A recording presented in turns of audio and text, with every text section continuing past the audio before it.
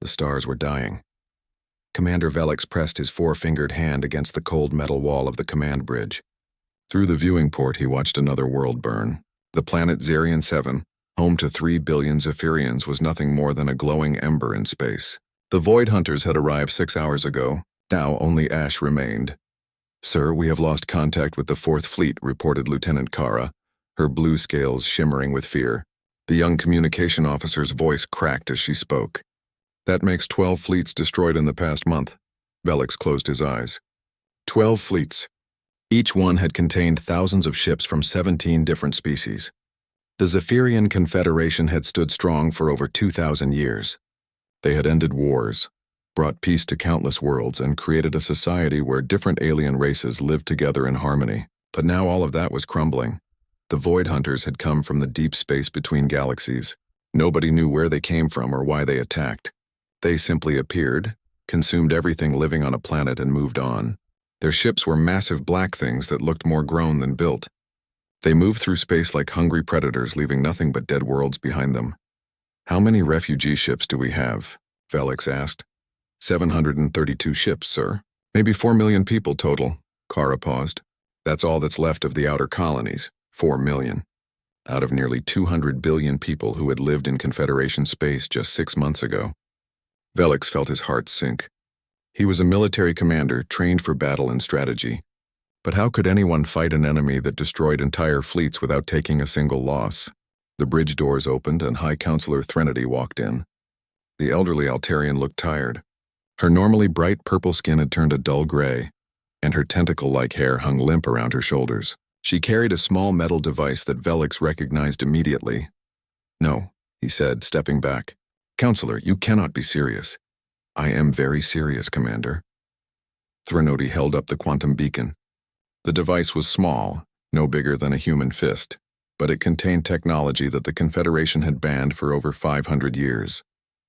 "This may be our only chance." "The dimensional breach protocols were forbidden for good reason," Velix argued. "We don't know what exists in other dimensions. We could be inviting something even worse than the Void Hunters." Threnody's large black eyes filled with sadness. "Look around you, Velix. What could be worse than extinction?" She was right, and he knew it. Outside, another planet was beginning to glow as the Void Hunters started their harvesting process. Soon billions more would die. "The Council has voted," Threnody continued. 16 species voted yes. Only the Draknari voted against it. And that's because they believe we should fight to the death rather than ask for help. Velix understood. The Draknari were proud warriors who would rather die than seem weak, but pride would not save anyone now. "If we send this signal across dimensions, we have no idea who might receive it," he said. "It could be beings that want to help us, or it could be something that makes the Void Hunters look harmless. Then we take that risk." Threnody activated the beacon's preparation sequence. Red lights began to flash across its surface. "We have prepared a message in the 7 most common galactic languages. We have also included mathematical and scientific data that should be universal." "What does the message say?" Threnody closed her eyes and recited from memory. "To any beings who receive this transmission, we are the Zephyrian Confederation, a peaceful alliance of 17 species. We are facing extinction from an enemy we cannot defeat. Our worlds burn. Our children cry out in the darkness. Our fleets are broken. If any compassionate souls exist in your dimension, if you have the power to cross the void between realities, please help us. We offer everything we have in return. Our knowledge, our friendship, our eternal gratitude. But most of all, we offer hope that goodness still exists in the universe." The words hung in the air like a prayer. Velix had never been religious, but he found himself hoping that somewhere, someone would hear their call. "How long will it take to charge the beacon?" he asked. 6 hours. "The energy requirements are enormous. We're having to drain power from half the refugee fleet." Velix nodded. "And how long before the Void Hunters reach us?" 10 hours, maybe 12 if we're lucky. That gave them very little time. Once they sent the signal, they would have to wait and hope. If no one answered, or if help came too late, the Confederation would end here. "Sir," Lieutenant Kara called out, "I'm receiving reports from Scout Ship Talon. They've detected the Void Hunter main fleet moving toward our position." Velix felt his blood turn cold. "How many ships?" "Over 3,000, sir. Including their command vessels, 3,000 ships. the largest void hunter force anyone had ever seen. They weren't just planning to destroy the refugee fleet. They were planning to end the Confederation forever. "Counselor," Velix said urgently, "we need to send that signal now." Trinoti looked at the beacon. "It's not fully charged. The dimensional breach might not be stable." "It doesn't matter. If we wait 6 hours, we'll all be dead." She nodded and began entering commands into the beacon. Around them, the bridge crew watched in silence. Everyone knew that this was their last hope. "Beacon is activating," Trinoti announced. "Creating dimensional breach in 3, 2, 1. The space around their ship suddenly twisted. Reality seemed to bend and stretch as the beacon tore a hole between dimensions. Through the tear, they could see nothing but swirling colors and strange lights. "Signal transmitted," reported Kara. "The message is broadcasting across multiple dimensional frequencies." Now they could only wait. Somewhere in the vast multiverse, their desperate plea was traveling through dimensions they couldn't understand, hoping to reach beings who might help them. "How long do we wait?" Felix asked. "As long as we can," Trinoti replied. "If help comes, it could arrive in minutes or hours. Dimensional travel doesn't follow our normal understanding of time." As if summoned by her words, alarms began blaring across the bridge. Red emergency lights bathed everything in a bloody glow. "Void Hunter scouts have found us," reported the sensor officer. "Main fleet will arrive in 8 hours. 8 hours. That was how long they had to wait for a miracle." Velix looked out at the refugee ships scattered across space. Families huddled together in cargo holds, children who had never known anything but war. Scientists and artists and farmers and teachers, all the knowledge and culture of 17 different species floating helplessly in the dark. "All ships, this is Commander Velix." He broadcast to the fleet. "Prepare for possible emergency jump to the outer system. We may need to buy more time." But even as he gave the orders, he knew it wouldn't matter.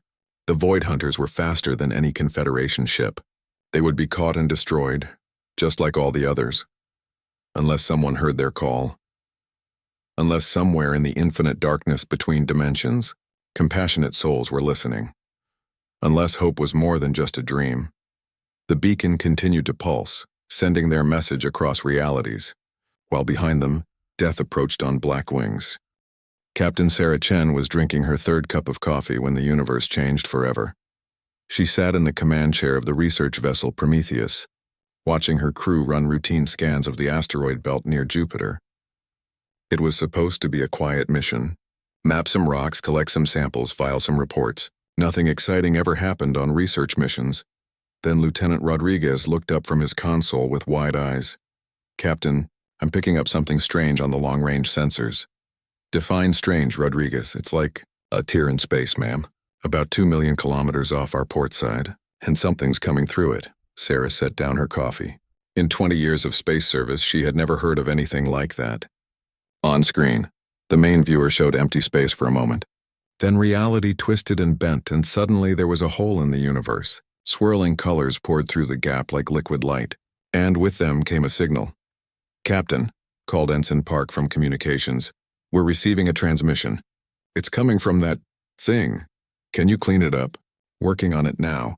Park's fingers flew over his controls. Static filled the bridge speakers, then slowly cleared. A voice began speaking in a language Sarah had never heard before. The words were melodic but desperate, like someone begging for help. "I don't recognize the language," Park reported. "But there's something else. The signal contains mathematical sequences. Universal constants and, wait," he paused. "Captain, there are multiple languages here. 7 different ones. And one of them sounds almost familiar." The voice changed, becoming deeper and more guttural. "But the desperation remained the same. Can you translate any of it? I'm running it through the computer now.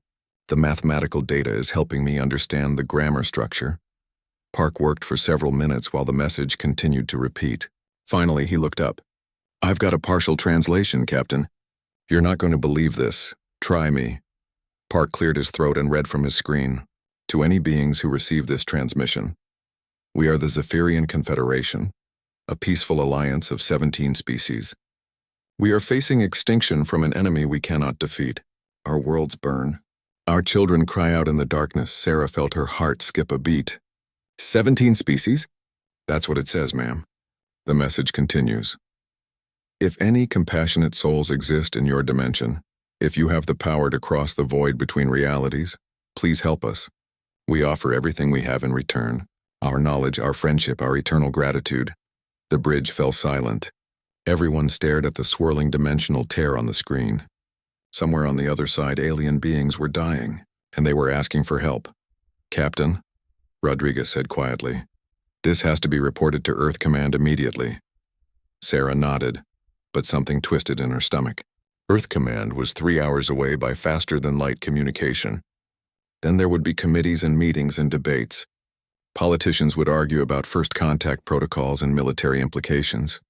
Scientists would want to study the dimensional breach for months before doing anything. How long did these aliens have? "Send the message to Earth Command," she ordered. "Priority 1. Include all our sensor data and the translation." "Yes, ma'am." Sarah stared at the screen. The message kept repeating, growing more desperate each time. She could almost hear the fear in the alien voices, even though she didn't understand their languages. "Rodriguez, how close can we get to that dimensional breach?" "Captain, I wouldn't recommend getting closer than 1 million kilometers. We don't know what kind of radiation it's putting out or if it's stable." "That wasn't what I asked." Rodriguez looked uncomfortable. "Theoretically, we could get within a few thousand kilometers. But if something goes wrong, we'd be trapped in another dimension." "I understand." Sarah stood up and walked to the main viewer. The swirling colors were beautiful and terrifying at the same time. "How long would it take to modify our engines for dimensional travel?" The question hung in the air like a bomb. Her crew exchanged worried glances. "Captain," said her chief engineer, "Commander Walsh, you're not seriously considering—" "Answer the question." "Walsh." The older man ran his hand through his gray hair. "It would be completely theoretical. We'd have to reconfigure the FTL drive to match the energy frequencies coming from that breach. Even then, there's no guarantee we could make the crossing, or that we could get back." "How long?" 6 hours. Maybe 8 if we run into complications." Sarah turned to face her crew. These people had served with her for 3 years. They trusted her, and she trusted them. But what she was thinking about went far beyond any normal mission. "Captain Chen to all hands," she said over the ship's communication system. "Report to the mess hall immediately. Emergency meeting." 20 minutes later, Sarah stood before her entire crew. 62 men and women from 15 different countries on Earth. Scientists, engineers, security officers, and support staff. They looked at her with curiosity and concern. "By now you've all heard about the signal we received," she began. "What you may not know is that Earth Command's response will take time. Weeks, maybe months. First contact protocols require extensive review and approval." She paused, looking at each face in the crowd. "These aliens don't have weeks. Their message says they're facing extinction. Their worlds are burning." Dr. Kim, the mission's chief scientist, raised her hand. "Captain, even if we could cross into their dimension, what could one research ship do against an enemy that's destroying entire alien civilizations?" It was a fair question. The Prometheus carried basic defensive weapons and a crew trained for exploration, not war. Against an enemy that could wipe out alien fleets, they would be like a mosquito attacking a tank. "Maybe nothing," Sarah admitted, "but maybe something. Sometimes all people need is to know that someone heard their call, that someone cared enough to try." Chief Petty Officer Martinez stood up. "Ma'am, what exactly are you proposing?" Sarah took a deep breath. "I'm proposing that we modify our engines for dimensional travel and go help them. All volunteer basis. Anyone who wants to stay behind can take the shuttles to the nearest station." The room erupted in conversation. Some voices were excited, others worried. Sarah waited for the noise to die down. "I know this is dangerous," she continued. "I know it goes against every regulation in the book. But when I joined the Space Service, I swore an oath to protect innocent life wherever I found it. These beings are innocent and they're dying." Commander Walsh stood up. "Captain, if we do this, Earth Command will court-martial us, assuming we survive." "That's assuming we come back," Sarah replied, "and I can't guarantee that we will." The room fell quiet again. Sarah could see her crew thinking, weighing the risks against their consciences. Finally, young Ensign Park raised his hand.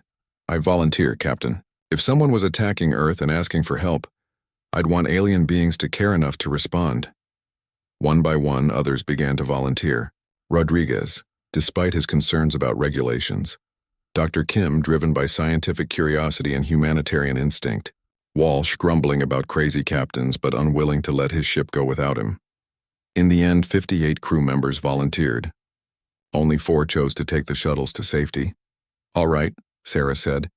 Walsh, get started on those engine modifications. Rodriguez, plot the best approach to the dimensional breach. Dr. Kim, I want a full analysis of their signal. Maybe we can learn something about this enemy they're fighting. As her crew dispersed to begin preparations, Sarah returned to the bridge. The alien signal continued to repeat, carrying its desperate plea across the void between dimensions. Hang on, she whispered to the screen. Help is coming. She just hoped they would arrive in time to make a difference. The dimensional crossing nearly tore the Prometheus apart. Sarah gripped her command chair as reality twisted around them. The ship's hull groaned and creaked under stresses it was never designed to handle. Sparks flew from damaged consoles and the lights flickered on and off. Hull integrity at 60%, Walsh shouted over the noise. The modifications are holding, but just barely. Keep us together, Walsh, we're almost through. The swirling colors outside the viewport suddenly vanished, replaced by normal star-filled space. But these weren't the familiar stars of Earth's solar system. The constellations were completely alien, and 3 different colored suns blazed in the distance. We made it, Rodriguez reported, his voice filled with amazement. We're in another dimension. Damage report, Sarah ordered. Non-critical systems only, Walsh replied. We can fight and we can fly, but we won't be making any more dimensional jumps soon. Sarah nodded. She had expected as much. The Prometheus was built for exploration, not impossible journeys between realities. Captain, Ensign Park called out urgently. I'm detecting multiple signals. The alien distress call is much stronger now, but there's something else. Battle communications, lots of them. On screen, the main viewer showed a sight that made Sarah's blood run cold. Hundreds of alien ships floated in space, but most of them were dark and lifeless. Debris fields marked the locations of recent battles. And moving between the wreckage were things that could barely be called ships. The Void Hunter vessels looked like they had been grown rather than built. They were black and organic-looking with tentacle-like appendages that writhed through space. Each one was easily 10 times the size of the Prometheus. And there were dozens of them. My God, whispered Dr. Kim, what are those things? Before anyone could answer, new contacts appeared on the sensors. A small group of alien ships moving fast toward the Void Hunters. The vessels were sleek and silver, with designs that spoke of advanced technology and artistic beauty. Those must be the Confederation ships, Sarah said, the ones sending the distress call. They watched as the alien fleet engaged the Void Hunters. Beams of energy lit up the darkness as the 2 forces clashed, but it was clearly hopeless. For every Void Hunter ship the aliens destroyed, 2 more seemed to take its place. One by one, the beautiful silver ships were torn apart by black tentacles and energy weapons. Captain, Park reported, I'm receiving a transmission from the alien fleet. Same languages as the distress call. Can you translate it? Working on it, got it. They're ordering all civilian ships to retreat to the inner system. This appears to be some kind of rearguard action to buy time for refugees. Sarah made her decision. Red alert. All hands to battle stations. Rodriguez, take us in. Ma'am? Rodriguez turned to stare at her. Take us where? Into the battle. Those alien ships are dying to protect their civilians. We're going to help them. Captain, Dr. Kim protested, we're one small ship against dozens of those monsters. We can't possibly make a difference, maybe not. But we're going to try.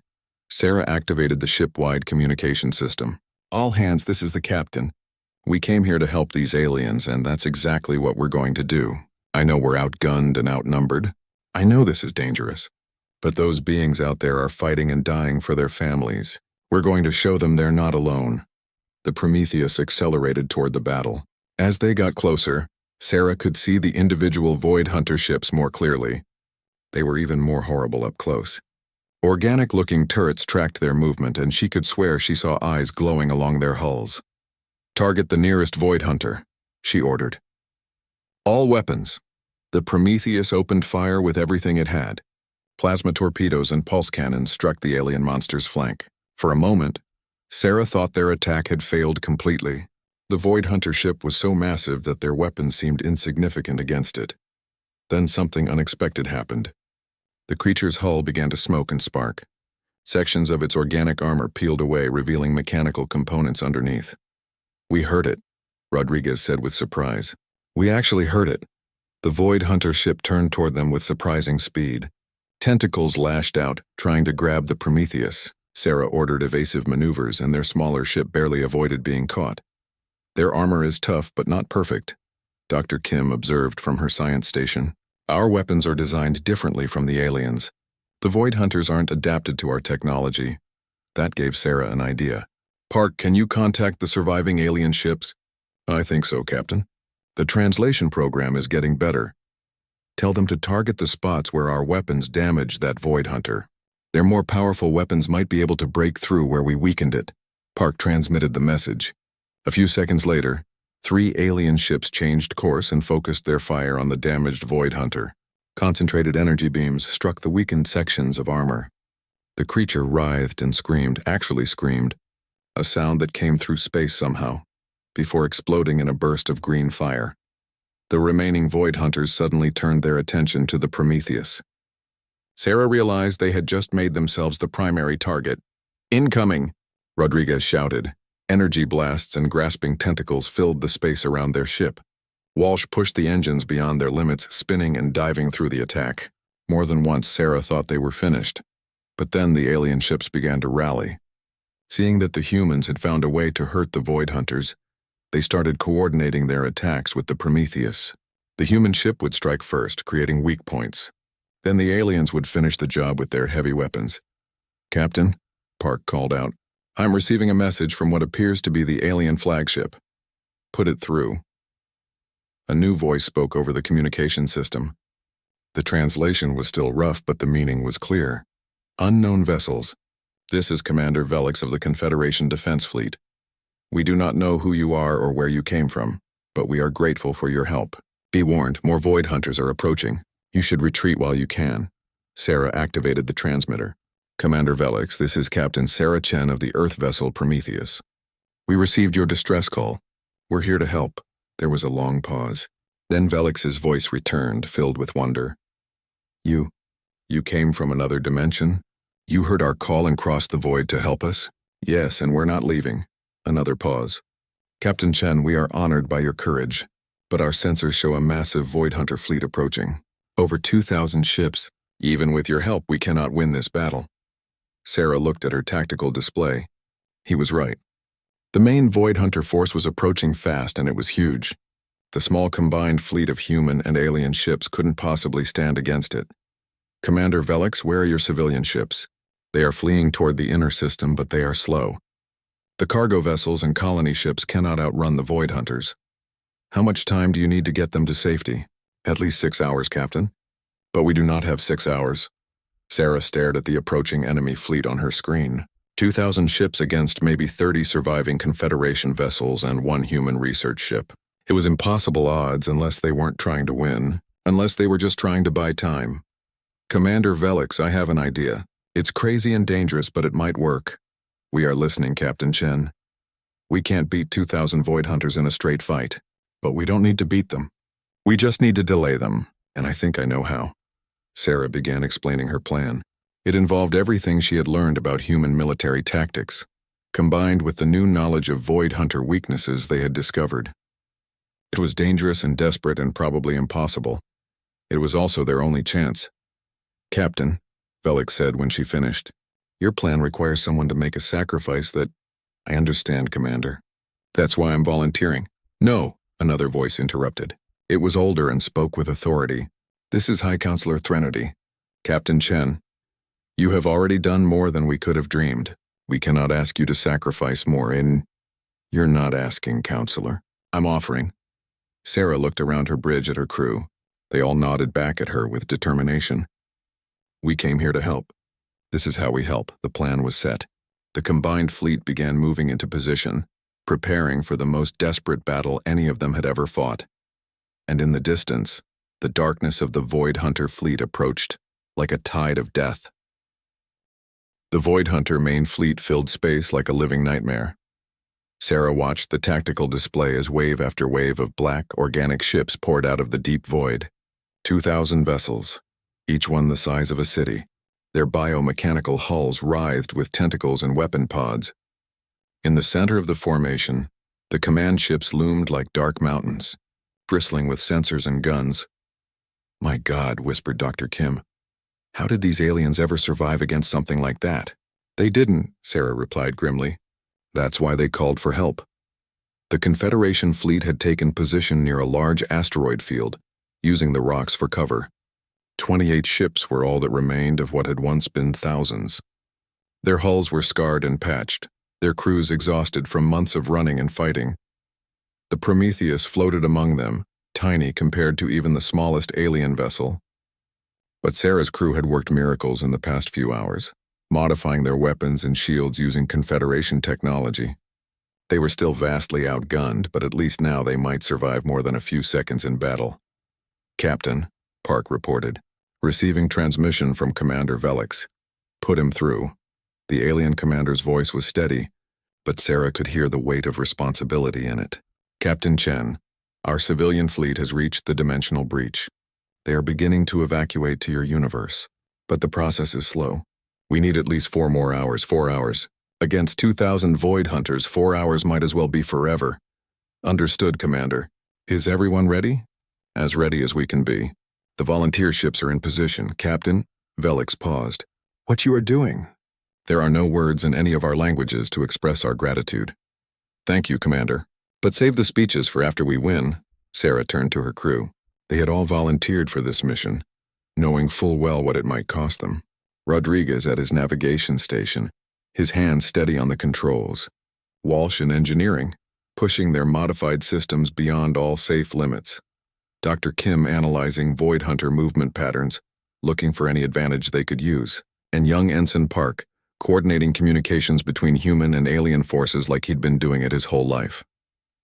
All right, people, Sarah said. You know the plan. We make them angry. We make them chase us, and we buy those civilians as much time as we can. Remember, we're not trying to win this fight. We're trying to survive it. The Void Hunter fleet began to accelerate toward them. At this distance, the enemy ships looked like insects swarming across the stars. But Sarah knew that each insect carried enough firepower to destroy a moon. First wave incoming, Rodriguez reported. 300 ships moving fast. All units execute alpha pattern, Sarah broadcast to the combined fleet. The plan was simple in concept, nearly impossible in execution. The faster Confederation ships would dart in and out of the asteroid field, striking at the Void Hunters and then retreating before they could be caught. The Prometheus would act as bait, using its unfamiliar technology to confuse and anger the enemy. And if everything went wrong, as it probably would, they would fall back to increasingly desperate tactics.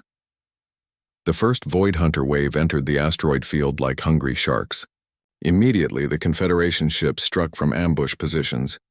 Energy beams and torpedo salvos lit up the darkness. Several Void Hunter ships staggered under the assault, their organic hulls smoking and bleeding strange fluids into space.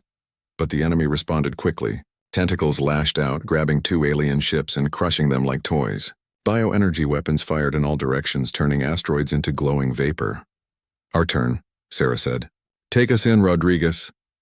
The Prometheus dove into the melee, its modified weapons targeting the damage spots Dr. Kim had identified.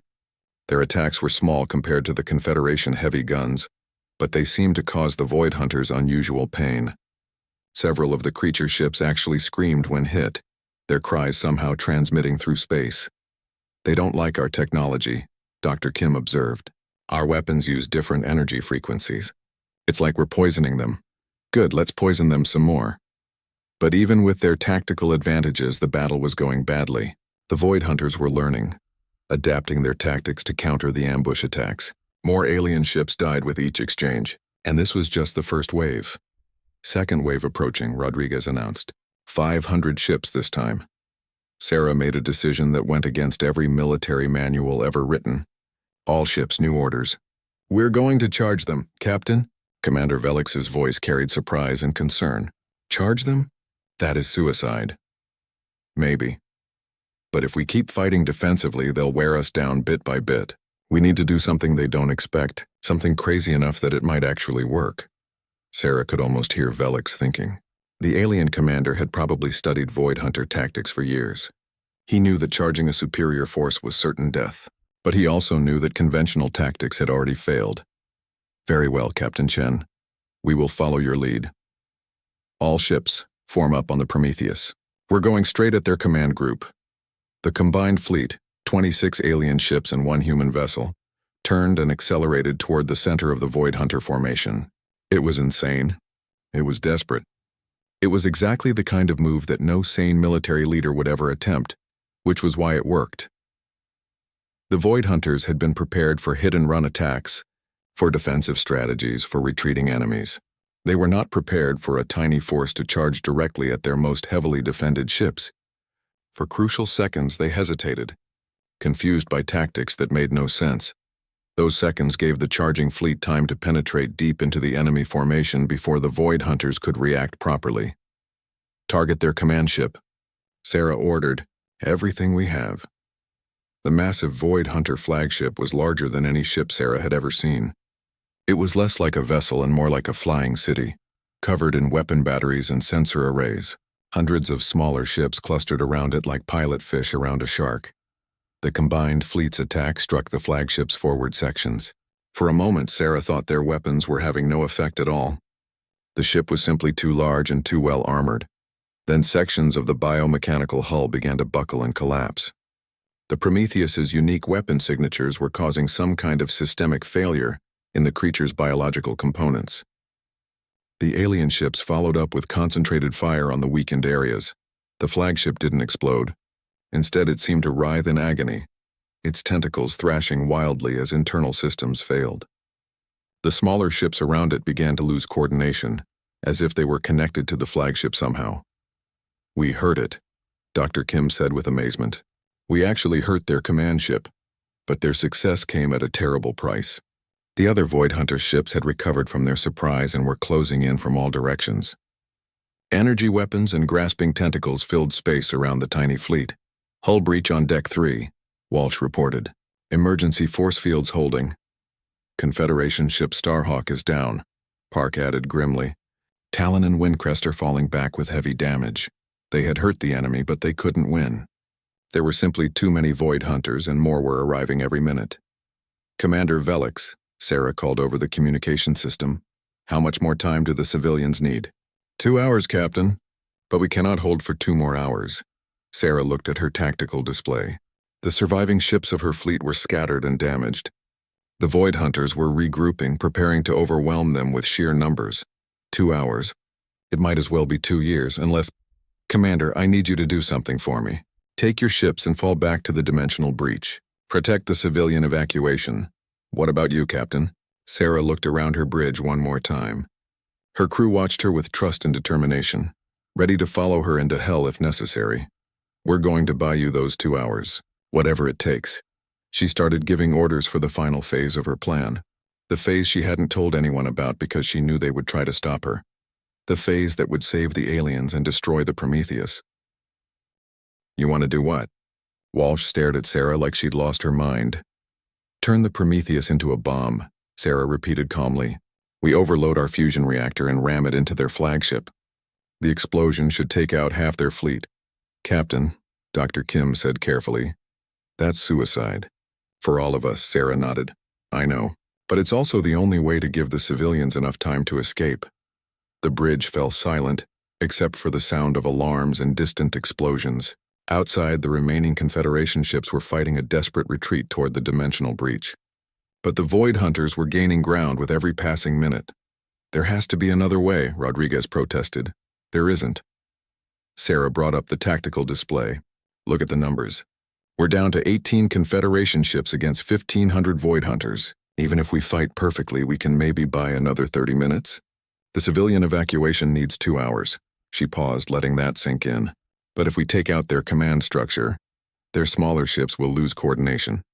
The Confederation fleet can hold them off long enough for everyone to escape." "What about us?" asked Ensign Park quietly. "What about getting home?" Sarah felt her heart break a little. Park was only 23 years old. He'd volunteered for this mission thinking it was a chance for adventure and discovery. Now he was facing death in an alien dimension, far from everyone and everything he'd ever known. "I'm sorry," she said. "I brought you all here. This is my responsibility." "With respect, Captain," Walsh said firmly. "That's bullshit." Sarah blinked in surprise. The older engineer had never spoken to her that way before. "We all volunteered," he continued. "Every one of us. We knew the risks when we signed up. And we sure as hell knew them when we crossed into this dimension. He looked around the bridge at the other crew members. Right? One by one, they nodded. Rodriguez straightened his shoulders. Dr. Kim adjusted her glasses and returned to her console. Park's hands moved steadily over his communications panel. All right then, Walsh said. If we're going to blow up the ship, let's make sure we do it right. I'll need at least 20 minutes to rig the reactor for overload. Captain, Park interrupted, I'm receiving a priority transmission from Commander Velix. Put him through. The alien commander's voice was tight with emotion. Captain Chen, our sensors show you moving toward the Void Hunter flagship. Please tell me you are not planning what I think you are planning. I'm sorry, Commander. It's the only way. No. The word was sharp and final. I will not allow you to sacrifice yourself for us. It's not your choice to make. Then I am making it mine. Velix's voice became formal, taking on the tone of official command. By the authority granted to me by the Zephyrian Confederation Council, I hereby promote you to the rank of Admiral and place you in command of all Confederation forces in this sector. Sarah was so surprised she almost laughed. Commander, you can't just...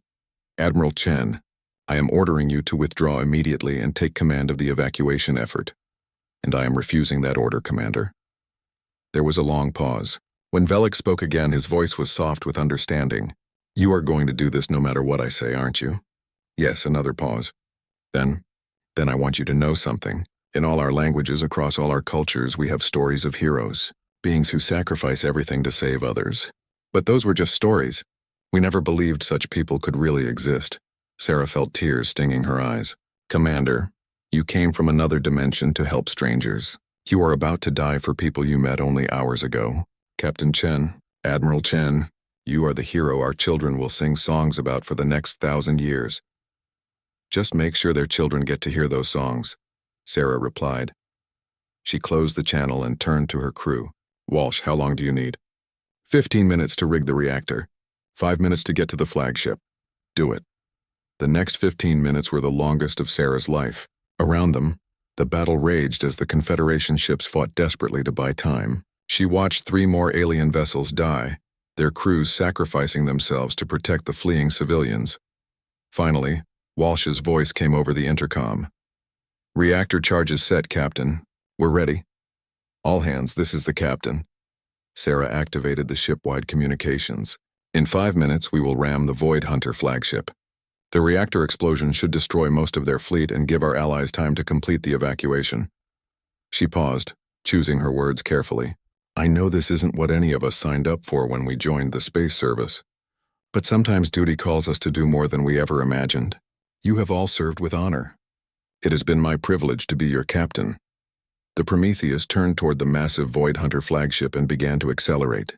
The enemy ship loomed larger and larger on the screen, its biomechanical hull writhing with weapon emplacements and sensor arrays.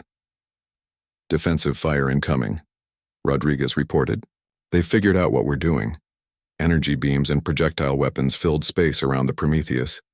Walsh pushed their shields beyond all safe limits, but it wasn't enough. Hull breaches opened throughout the ship. Systems began to fail. Hull integrity at 30%, Walsh called out. 20%. We're coming apart, Captain. Just get us to the target. The flagship was firing everything it had at the approaching human ship, but the Prometheus was small and fast, and its crew had learned to fly like their lives depended on it. Because they did. 10 seconds to impact, Rodriguez announced. 5, 4, 3. Sarah closed her eyes and thought of Earth. Blue, skies and green forests and people who would never know what had happened here today. 2, 1, the Prometheus struck the Void Hunter flagship at just over half the speed of light. For a moment, nothing seemed to happen. The small human ship simply disappeared into the massive bulk of the alien vessel, like a bullet hitting a mountain. Then the fusion reactor detonated. The explosion lit up space brighter than a sun. The flagship didn't just die, it disintegrated, taking dozens of smaller Void Hunter ships with it. The shockwave spread outward, disabling hundreds more vessels and sending the survivors reeling in confusion. Commander Velix watched from his bridge as the human ship sacrificed itself. Around him, his crew stood in stunned silence. Sir? his communications officer reported quietly. "The Void Hunter fleet is breaking formation. They appear to have lost coordination." "All ships," Felix ordered. "Take advantage of their confusion. Cover the civilian evacuation." For the next hour, the Confederation fleet fought with desperate courage, inspired by the sacrifice they had witnessed. The Void Hunters, their command structure shattered, attacked in uncoordinated groups that were picked off one by one. When the last civilian ship crossed through the dimensional breach to safety, Felix allowed himself a moment of relief. They had done it. Against impossible odds, they had saved their people. 6 months later, Commander Velix stood in the newly constructed Memorial Garden on New Zephyr, the first Confederation colony in human space. Before him rose a statue made of crystal and steel, a representation of the Earthship Prometheus, captured at the moment of its final charge. Around the memorial, representatives from all 17 Confederation species had gathered for the dedication ceremony. But they were not alone. Humans had come too, diplomats and scientists and military officers who had followed the dimensional breach to establish formal relations between Earth and the Confederation. "Today, we honor the crew of the Prometheus," Velix said to the assembled crowd. 62 humans who heard the call of strangers and crossed the void to help them. They asked for nothing in return. They expected no reward. They simply heard that people were dying and decided that was unacceptable. He paused, looking at the human delegation. "In our cultures, we have many words for courage, but we had to learn a human word to truly understand what we witnessed that day. They call it compassion, the willingness to suffer with others, to share their pain as if it were your own." High Counselor Threnody stepped forward, carrying a small device that every person present recognized. The quantum beacon that had first carried their desperate plea across dimensions. "Captain Sarah Chen," she said, activating the beacon. "This is the Zephyrian Confederation. We heard your call. All of our worlds, all of our people are alive today because of your sacrifice. Your names will be remembered as long as our species exist. And whenever anyone in this galaxy cries out in the darkness, we will answer, because you taught us that no one should face the void alone." The beacon pulsed once, sending its signal across space and time and dimensions. Not a call for help this time, but a promise. A promise that somewhere in the universe, someone is always listening, someone always cares, and help is always coming, even if it comes from the most unexpected places. In the Memorial Garden, children from a dozen different species played together, while their parents talked and laughed and shared stories. Above them, the crystal ship reached toward the stars, forever frozen in its moment of ultimate courage. And in the space between dimensions, quantum signals carried a new message across the infinite void. "This is humanity. We hear you. We're here, and we're not leaving anyone behind."